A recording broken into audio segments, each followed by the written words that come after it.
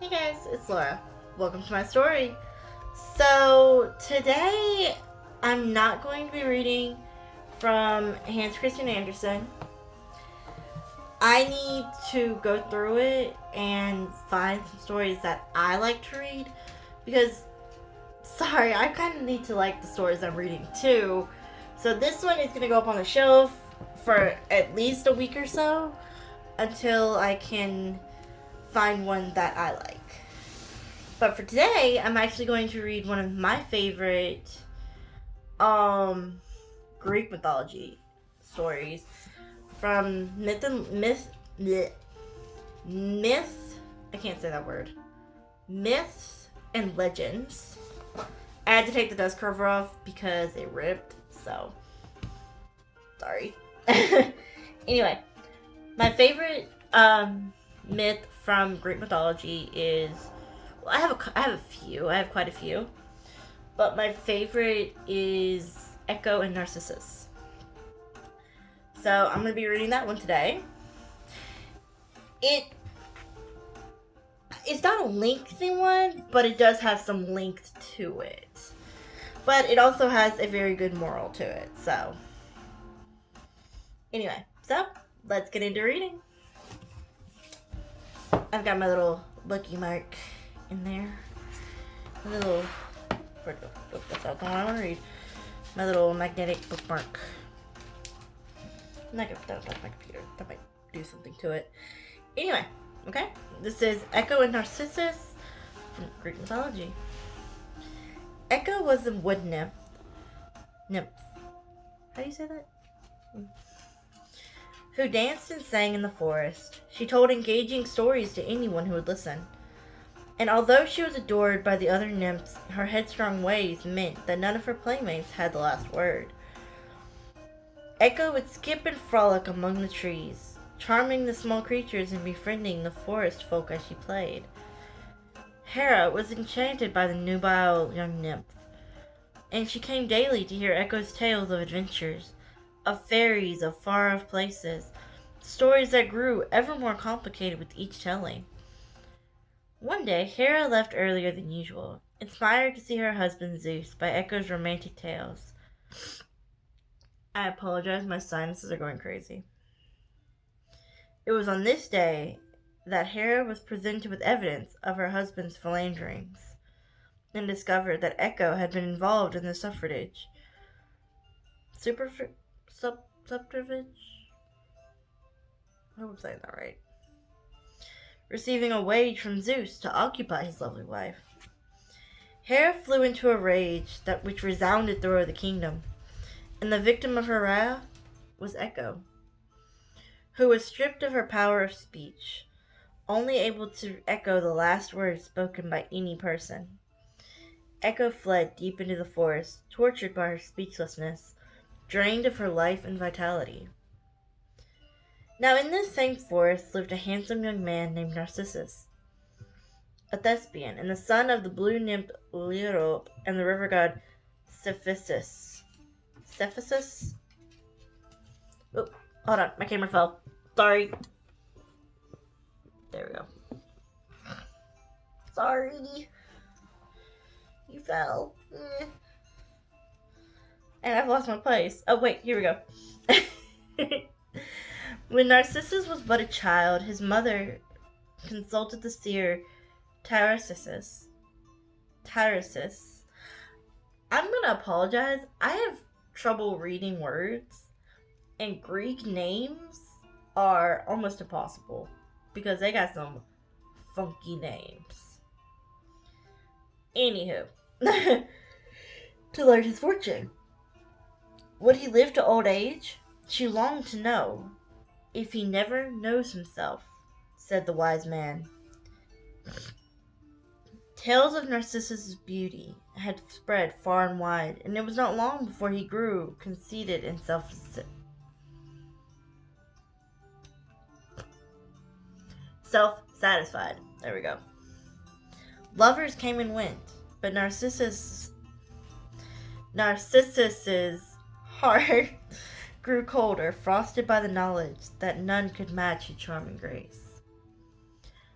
Again, I'm sorry. I'm tripping over these words today. My tongue is not wanting to be proper. Ah. Okay, back to it. Echo had been drawn to the youth for many months, and secretly followed him in the forest, begging him silently to speak so she could make her presence known. One day her wish was granted, and Narcissus, who had lost his companions in the forest, called out, "Is anyone here?" "Here," cried the young nymph in delight. "Come," replied Narcissus, his face a haughty mask. "Come," repeated Echo. "Why do you avoid me?" asked Narcissus, a surprised look coming across his face. "Why do you avoid me?" said Echo. "Let us come together," he shouted, with careless confidence. He looked purposely around, his manly brow furrowed with intrigue. "Let us come together." And as the words tumbled from Echo's tender lips, she leapt from her hiding place and threw herself against the comely young man.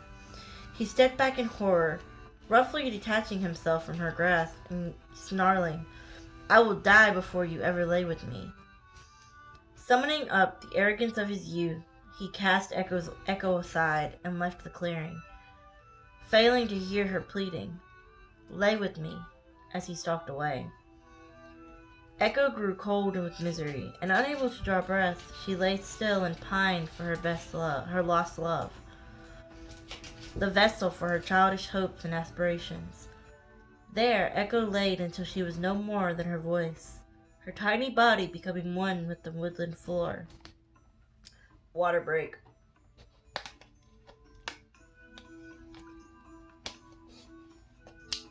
There we go. Hydration.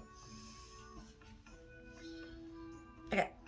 Narcissus quickly forgot this uneasy encounter and carried on his relentless search for love. One day, deep in the forest, he stopped his hunting in order to take a drink from a pure, clear stream. As he leant over the crystal waters, he was caught by such a sight of beauty that his breath escaped in a stunned gasp. There, in this magical current, was a face of such perfect loveliness that Narcissus was unable to move, to call out. He whispered to this dazzling illusion, but though the lips of this creature moved too, no sound was uttered. Narcissus was enchanted. He reached forward to the elegant face, the princely features, but alas, with every movement, the object of his passion disappeared in a kaleidoscope of color. Narcissus had fallen in love with his own reflection. He was held captive by its magnificence. He reclined by the stream, unable to move, and there he lay without food or water until he too pined away, to become one with the forest. The last words to slip from his aristocratic lips were, "O youth beloved in vain, farewell," to which the spirit of the love-sickened nymph echoed replied, "Farewell." For those who once swooned for Narcissus prepared his funeral pyre, but his body had disappeared. In its place grew a slim and elegant flower with a blood-red heart, which gazed piteously at its reflection as it dipped over the water. Today this flower can be found by the waters of certain streams, a flower known for its beauty, which gazes eternally at its own reflection. The spirit of Echo is often heard, for she fled that forest, and wanders far from the shores of that stream, ever searching for her lost love, and of course, her voice. That is basically saying don't be narcissistic. Because being narcissistic gets you nowhere in life. I've met many narcissistic people in my life, and they are not people I want to associate with. So, Echo, I hate saying this, but she kind of got what was coming to her. Letting Zeus pay her to distract Hera from Zeus sleeping around? Really? No.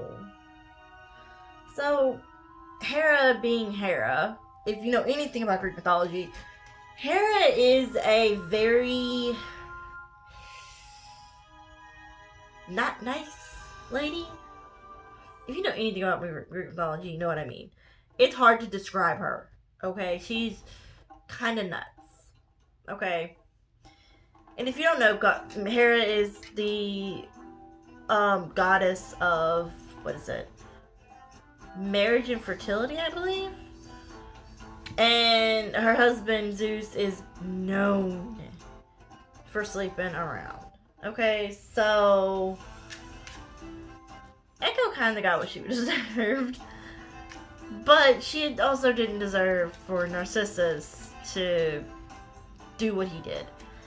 And I have a visitor. Come here. Come here.